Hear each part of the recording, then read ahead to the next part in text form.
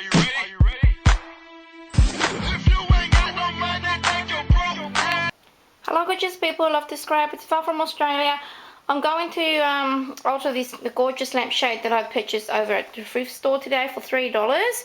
It's a lovely large size, medium-ish large, and it's just like a cream base like this, and it's in really good condition, so it was a really good buy for $3. What I have in mind was I came across this magazine. It's called Australian Country Craft and Decorating, and in it, one of those pages, there's this beautiful lampshade, as you can see here, that they had up against this patchwork that somebody had made, but I was actually more interested in this particular lampshade here and how they covered it. It's like a beautiful, I would say, synthetic lining, and then it's got this beautiful chiffon draped around it, and I'm sure I can achieve that. The only problem that I might have with trying to achieve this look is the actual shape of this particular lampshade. As you can see, it's sort of like bells out down the bottom. This particular lampshade that they have here, even though it's like triangular shape, it doesn't have the curve down the bottom. Sorry about my nails, haven't painted them recently.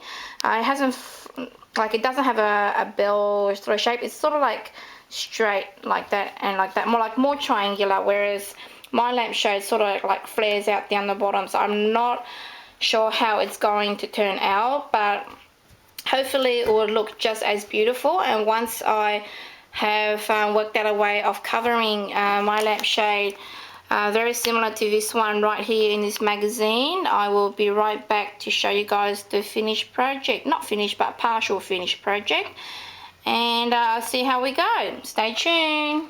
So that's how it looks right there before, but then once I finish draping the fabric around it, I will be right back to show you guys. This is what I have come up with so far, and as you can see, I've just left some room at the top there. I'm not sure if I'm going to leave it frayed as is, or I might tuck it under like that to give it a nicer finish, but I want it to look tattered and kind of like distressed and frayed look, as you can see the top there. Sorry about the lighting, it's actually night time now, and my lighting in my craft room is actually really bad, so I've sort of like just twisted it all the way across. It was in fact really tricky to actually achieve this look. I'm no upholsterers, I'm not an upholsterers or anything like that, and I just pretty much figure out how I'm going to tackle something and try to do something very similar to what I have seen. So as you can see there, their particular lampshade doesn't have as much gather down the bottom. Somehow they managed to just twist it on top and then just open it out down the bottom, but I wasn't able to do the same thing with this particular lampshade, so with how I've gathered it at the top. So a little bit about what I have done at the top here is I've just put on a strip of hot glue, and then I've gathered it a little bit with my hand and then just glue it on, and then another strip of hot glue, and then gather it a little bit and then just press it down to give it a nice neat gather all the way around. If you want the pleats to go that way, you do the gather in this way, so you go like in, as you can see here, in, and then your pleat down like that. If you want your pleats to go this way, then you reverse it, your pleat going the other way, which is like that. So I hope you know what I mean. So if you want your pleats to go this direction, that side folds in and your pleat goes on top like that, like what I have done here. So I have wanted to look like in the photo, so my pleat's going that way also. So I think to achieve this particular look here, they went with an angle fabric.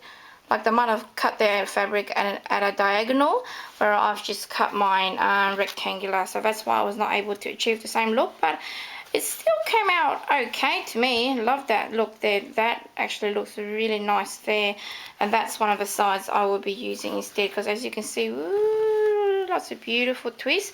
And then we go to the back of the lampshade, which is just that part there. It was really, really tricky to do, but you know, you're not going to see the back anyways, and it's all covered up anyways, as you can see there, all the way around to the front again. And I'm really happy with how it's come out. And I mean, like I mentioned, I'm no expert in revamping or anything like that. I just do things as I go, and I'm actually liking the way that it's come together. As you can see, ooh, little ballerina twist.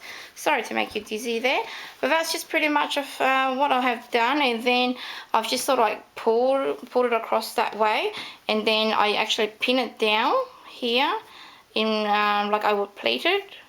Depending on how the pleats run, I will like just hold it at an angle like that, pleat it, and then I will just put a pin in to hold it in place. And then once I've pin it all in the right places, I make sure that I left a little bit of fabric overlapping here so that I can cover the back of it. Because once you slant the angle, you've got to give enough give here so that it covers the back of it also.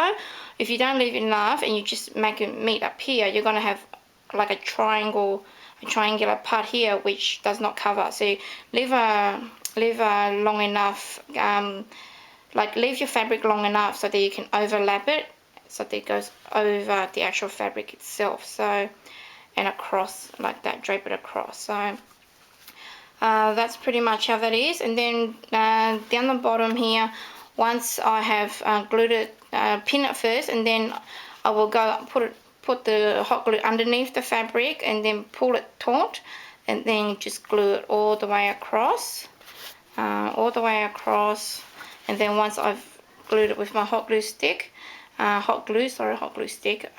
bit of glue all the way down the bottom here, and just flipped it under also. So that's how I've achieved that part there. It's a little bit confusing, but you know, it's really hard to describe sometimes, and I'm always in a hurry to complete projects because I don't have a lot of time with farming and all that. I spend a lot of long hours at the farm picking snow peas or onions or stuff like that, so really, really busy, and my hands get really tattered and really old and really aged looking, but it's worth it, you know, because, you know, I'm trying to make a lot of money so that I can, you know, one day buy a beautiful house again, because I've sold my previous house, so have big dreams and have my family also. So yeah, so a bit about my what I've been doing every day, and once I've am able to embellish this more and decorate it, and I will be able to come back and show you guys the final project. So thanks for watching, and stay tuned for the finished product. Hello gorgeous people who love to scrap, it's Far from Australia. I've completed my gorgeous lampshade that I have been altering, and I would like to share the completed project with you all. So that's what I have come up with. It's very simple and just very, very stylish. I didn't want to add too much flowers or embellishments or anything like that. I just love it how it is already, because most of you would know that I love lace and applique, and this particular applique here I purchased from Zandali, and she has the most gorgeous appliques because she does a lot of deconstructing of wedding gowns, like taking the appliques off and then selling them so that we as crafters will be able to, you know, use them on our own beautiful creations also. So thank you so much, Zandali, for offering these beautiful gorgeous creations, and I love how this lampshade has turned out. If you watch the beginning of the vid, you will see that to start off with, this lampshade was just cream, like the very back here, and I purchased it over at the thrift store, and I think it was $2 or $4. I can't even remember now. Memory's not working that great. But I wanted to alter it because I love this beautiful peachy pink chiffon fabric, and you know this is definitely my favorite color. As you can see, I wear this nail color all the time because I'm so loving it, and it's so beautiful because it goes really well with white or cream. And as you can see here, it's so beautiful with this beautiful little it's actually a wedding dress hem, I think Zandali mentioned. So that's a hem, as well as this is a hem also. And I used a smaller hem at the top here, and then I used a wider hem down the bottom here. And it's just so absolutely gorgeous. And I didn't gather it. I gathered it individually at the top here with glue, and then once I gathered it up here, I turned the fabric, pleated it, and then turned it this way, so it gives it like this sort of turn look, and it's so beautiful. And as you watch my previous not previous, but at the start of the video, you will see that I got my inspiration from a magazine of the lampshade that they had in there, and I so wanted to make one. That's a good thing about us crafters, you know, you don't have to go and spend lots and lots of money on something that you can make yourself and make it to how you want it to look, and to coordinate with your room or your craft room. And I love these beautiful shabby chic colours here, very Victorian also, so it's so me and so unique, and it's so beautiful. This lampshade I have purchased I think a while ago, and it was actually like a gold, very distressed gold colour, but I didn't have anything to match the gold, and I wanted it to match my lampshades that I have had in my stash. And it's just I've actually painted this with a white spray paint. I painted with the white spray paint, and then I've dabbed it to create texture with a cream, just cream, not acrylic paint, but just cream paint pretty much, that you will find over at the tip or anything like that people don't use anymore and they just chuck away. So I was able to grab heaps of tins of paint for like next to nothing, like 50 cents a tin, and I was just able to recycle it, just buy ones that they don't that are still usable and not dried up or anything like that. So I was able to just dab that on and create a texture effect all over the beautiful lampshade, and it gave it a really shabby chic look, and it's just so absolutely gorgeous. So that's just the base that I have altered there, and that's my lampshade that I have altered also. So all the way around it's just exactly the same. So exactly the same with the twisted effect. So I hope you guys like my beautiful lampshade, and I hope this will inspire you to bring life to something that's old or something that does not coordinate with anything that you have in your room. It's best to start off with, if you do find lampshades, to find ones with a white or a cream background if you're only just going to cover it, because if you find anything that's dark, unless you want to cover it with a black fabric or navy blue, you're going to see the background through your fabric. So it's best to start with a white or a cream base. As you can see here, even though you can still see the cream background, it's still very beautiful, soft, and very feminine. So depending on what your project, find the appropriate lampshade and the shape and the size also. For this particular lamp base, you would need a large lampshade because it's really tall. If you wanna like make a smaller lampshade, you'll have to find a small base to match it also. So large lampshade, large base. Small lampshade, pretty much small base. I have seen some lampshades have really small bases and large shades, so it really depends on what look you're trying to achieve also. But I'm really happy with the overall look of this particular lampshade.